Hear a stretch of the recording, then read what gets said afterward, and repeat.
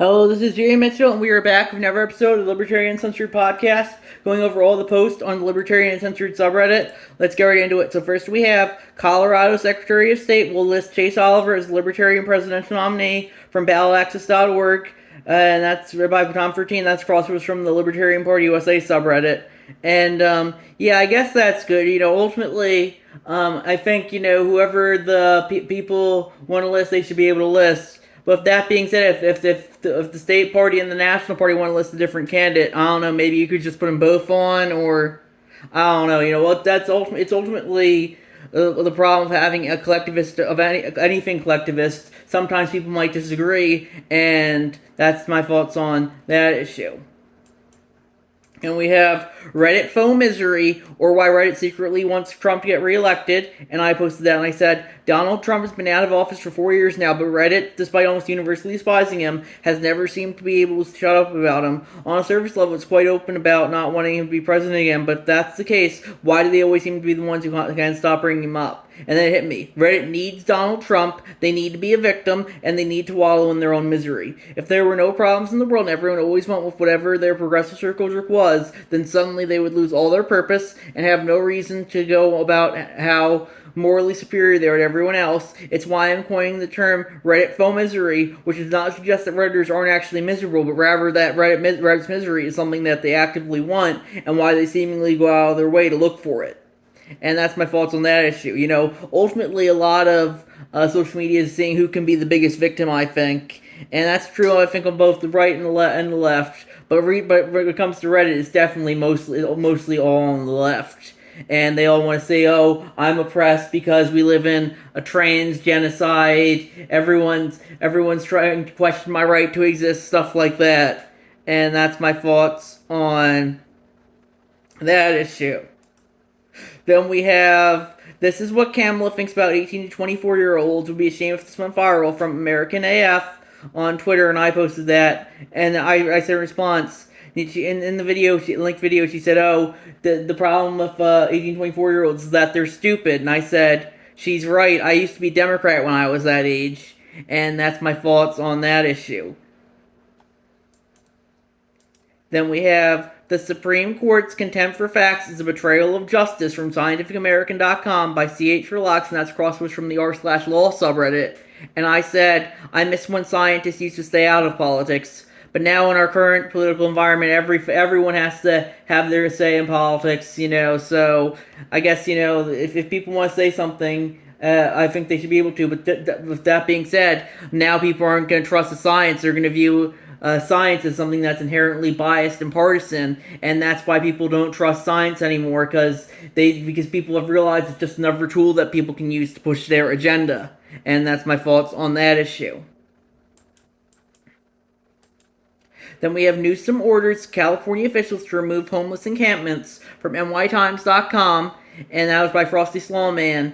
And, yeah, I don't think that's good. I think if homeless people want to stay somewhere, as long as it's on public property, I think they should be able to do so.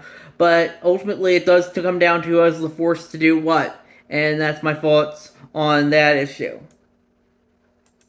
Then we have the chair of the Libertarian Party apparently can't comprehend the idea that someone can be half Indian and half black, from CH Relax. And that's a crossword from the Fakertarian subreddit, and that's a tweet from Libertarian Party Chair Angela McCardle. Kamala is an Indian woman who identifies as black. She's the Rachel Dolezal of the White House. And, I don't really agree with that all much, but I definitely agree that, Kamala is technically interracial, just like Barack Obama, but both of them are marketed as black, because that's how the Democratic Party establishment feels that they're best used, because it's no secret that African Americans have been historically discriminated against, and that's why even if they're technically interracial, they're going to be marketed as black, so they can get more of the black sympathy vote, I would say. And that's my thoughts on that issue. Then we have Michael Nelson DEI from Base Quotes on Twitter, and that was him saying, the amazing thing about diversity hiring is that we are simultaneously encouraged to practice it as much as possible, also pretending no given person has been the recipient of it. And I said in response, They do that a lot. That a lot. It's like Camel being labeled the borders are until it becomes a political inconvenience. They'll tell you. If the media labeled her the borders are back in 2021. Now that's an inconvenience because of how chaotic the borders are saying. Oh, we never gave her that label, and that just goes to show you that that they'll gaslight you repeatedly, and you have to call them out on it, even if no one else will believe you. Especially if you're already in a progressive echo chamber like this subreddit, no one else is going to believe you on that, but you still have to call them out on it, I would say. And that's my thoughts on that issue. Then we have LP and H. The edge wording seems to extend to IRL events as well, from Flimsy Out 556 Free, and that's a crossword from the Libertarian subreddit. And that was the LP and H's cocktail menu from their latest fundraiser. They had some mean tweets cocktails: the Chase Oliver, the Happy Holidays, the Zelensky Hitler, the Happy Merchant 6 Million, Crop Picker, and that was all recent reference to mean tweets they had, I guess. And, how dare people have any sense of humor, I personally, wouldn't make jokes about the Holocaust being staged, or how Nina Turner should go back to the fields. But, ultimately, if people want to make edgy jokes, that's on them. Justify whatever, to say whatever you want to. That's why I'm libertarian. I believe in freedom of speech. And that's my thoughts on that issue. Then we have Narcan Dilemma from Nathan RH. And they said, if you could just give a first responder a hard fix for a large number of ER deaths, it would be Narcan. Here's the weird thing about Narcan: you cannot fuck it up. The overdose is just so much as being practical. The adequate dose is absolutely any. You just squirt new ones in their nose and it has a mythical antidote effect. Narcan is that. Here's the problem: they're junkies. Junkies are always pathological liars. They carry lies into adulthood. They tell lies about other people. Junkies are like drunks. It's a pathological behavior, a likely symptom. You can pick them out when you see enough, so you put the Narcan in. This was the dilemma I've seen it come to. Most people dying in the streets of Suburbia have been junkies. Not young men or fallen women. Specifically, the demographic Narcan can fix. So do you fund it? Yeah, it's morally the right thing to do, but funding Narcan is the first effort to do it. Narcan should be in the drawer because you can't fuck it up. It's where their open hole. You can't overdose it, and any capillary will work. A little is a perfect antidote. Still thing to do is to give Narcan to first responders. And I would agree with that. Ultimately, I would agree that, when you give someone Narcan, you'll probably have to give it them again if they ever overdose again, like in a week or so.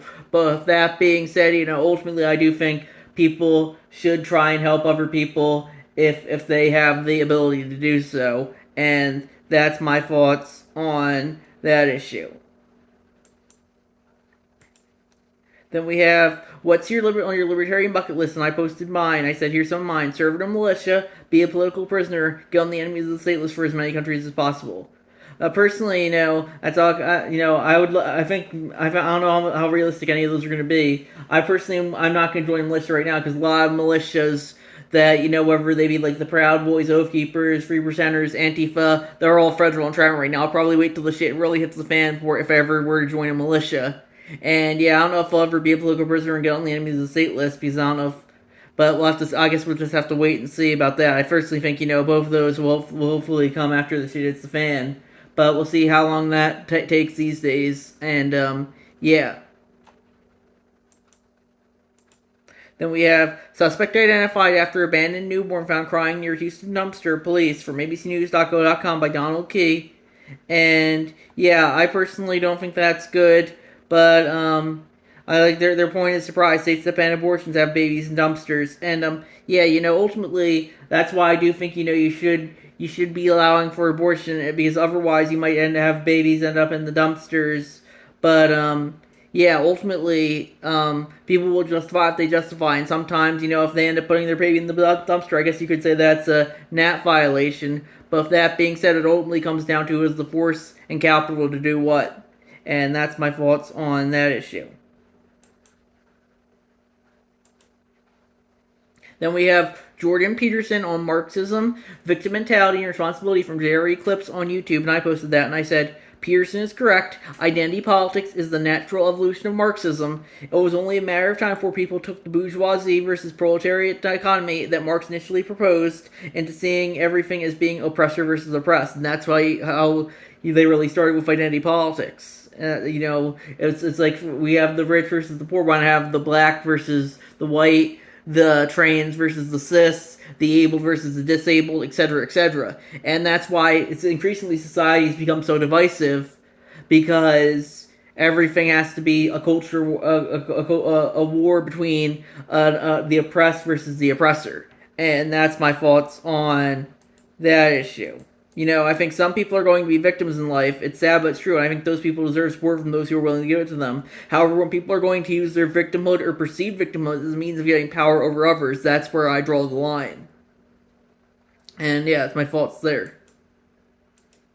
Then we have, can a libertarian accept government benefits from the Libertarian Christian Institute on YouTube? And I posted that, and I said, if you were given resources, you'd be stupid not to take them, regardless of what you think about who's giving them to you.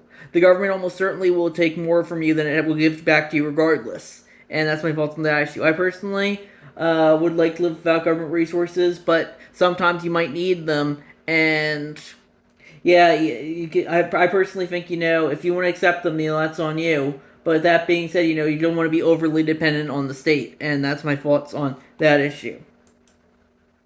Then we have Basic Book on Libertarian Syndicalism, Some Tips on How to Use It from libcom.org by American MWAF, and that's crossovers from the Libertarian Left subreddit. And I don't really care too much for syndicalism, but I think if people want to form voluntary syndicates, I think they should be able to, as long as they don't force anyone else to join without their consent. Then we have The Big Misconception by Weekly Junket 5227, and they said, I was going on social media, and one of the biggest misconceptions that many people have about libertarians is that we hate cops and law enforcement. I don't hate that many people. I refuse to worship or pedestalize people of any group. How have you dealt with people like this? And I said, I would prefer a non-state-backed militia enforcing laws rather than a state-backed police department.